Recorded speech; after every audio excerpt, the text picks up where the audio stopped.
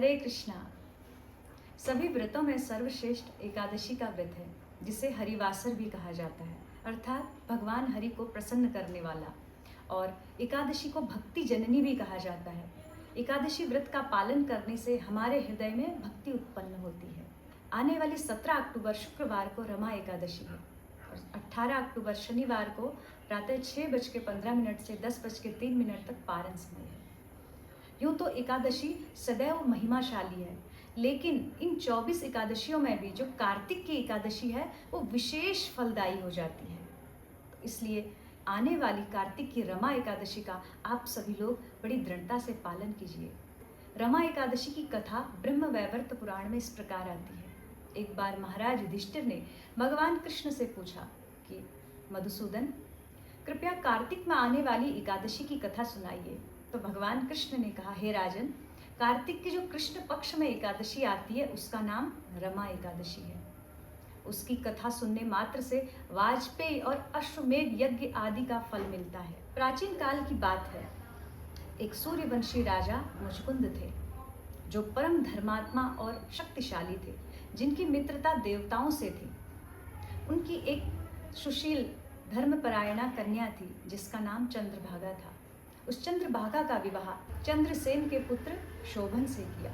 एक बार की बात है, शोभन अपनी पत्नी चंद्रभागा के साथ अपने ससुराल आया। संयोगवश उस दिन रमा एकादशी की तिथि आ गई। तो चंद्रभागा अत्यंत चिंतित हो गई, क्योंकि वह जानती थी उनके पति अत्यंत दुर्बल और अस्वस्थ होने के कारण किसी भी तरह उपवास करने में समर्थ नहीं है। उन्होंने अपने पति से निवेदन किया कि कृपया आप पुनः अपने घर लौट जाएं या किसी अन्य राज्य में चले जाएं, क्योंकि मेरे पिता का दृढ़ नियम है, इस राज्य में सभी, यहाँ तक कि यहाँ के पशु पक्षी भी एकादशी का व्रत पालन करते हैं। यहाँ के हाथी घोड़े आदि, उनको भी किसी तरह अन्न नहीं दिया जाता है और पूरे नगर में ढोंडी पिटवा दी जाती है कि कल एकादशी है, सभी को व्रत पालन करना है। अतः इस राज्य में रहते हुए आपको उपवास करना ही पड़ेगा। शोभन ने जब अपनी पत्नी की बात सुनी, उन्होंने कहा, यदि आप सभी इस व्रत को करते हैं तो मैं भी इसको करूंगा। तो इस निश्चय के साथ उन्होंने रमा एकादशी का व्रत किया। तो जैसे जैसे दिन बढ़ता गया, व्रत के प्रभाव से शोभन को अत्यंत कष्ट होने लगा। जो जो दिन बढ़ता गया और उनकी पीड़ा भी बढ़ती गई। और रात्रि में उन्होंने जागरण किया, तो उस रात्रि में अत्यंत पीड़ा के कारण शोभन ने अपना देह त्याग दिया। राजा मुचकुंद ने प्रातःकाल शोभन का विधिवत क्रियाकर्म आदि किया। एकादशी व्रत के दिन शरीर त्यागने के कारण एवं एकादशी का व्रत पालन करने के कारण शोभन को देवलोक में एक सुंदर राज्य मिला, जहाँ सब प्रकार के सुख, वैभव और ऐश्वर्य था और स्वर्ण के सिंहासन पर शोभन विराजमान होते थे। तो एक सोमनाथ नाम के एक ब्राह्मण एक बार तीर्थ यात्रा करते हुए उस देवलोकपुर में चले गए। वहां उन्होंने जब शोभन को सिंहासन पर विराजमान देखा और अत्यंत वैभवशाली राज्य देखा, तो उन्होंने पूछा, क्या तुम राजा मुचकुंद के जामाता हो? तो शोभन ने कहा, हाँ। सोमनाथ ब्राह्मण ने कहा, तुम्हें ये इतना सुंदर राज्य कैसे प्राप्त हुआ? उन्होंने बताया कि एक बार मैंने अपनी पत्नी के कहने पर रमा एकादशी का पालन कर दिया था।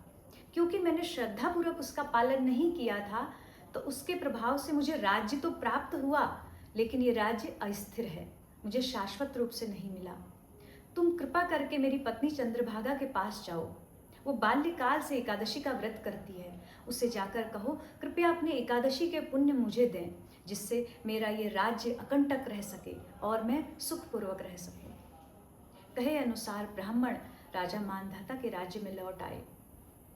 उन्होंने उस पतिव्रता चंद्रभागा को सब कथा सुनाई। सुनकर चंद्रभागा अत्यंत प्रसन्न हुई और अपने पति से मिलने के लिए आतुर हो गई। उन्होंने ब्राह्मण के साथ जाकर देवलोकपुर में अपने पति का दर्शन किया। तत्पश्चात संकल्प करके उन्होंने अपनी एकादशी का फल दिया, जिससे शोभन को वहां अकंटक और शाश्वत राज्य प्राप्त हो गया और सुखपूर्वक चंद्रभागा के साथ निवास करने लगी।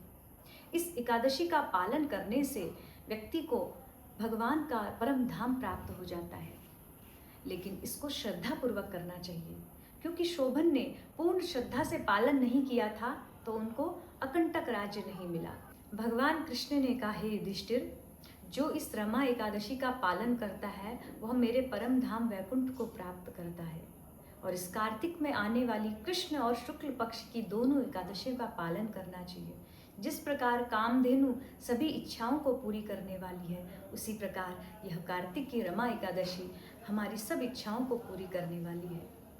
इस एकादशी के दिन व्यक्ति को प्रातःकाल ब्रह्म मुहूर्त में उठकर स्नान कर पश्चात भगवान की आरती करनी चाहिए और भगवान से प्रार्थना करनी चाहिए कि वो इस एकादशी के पालन करने की सामर्थ्य प्रदान करें।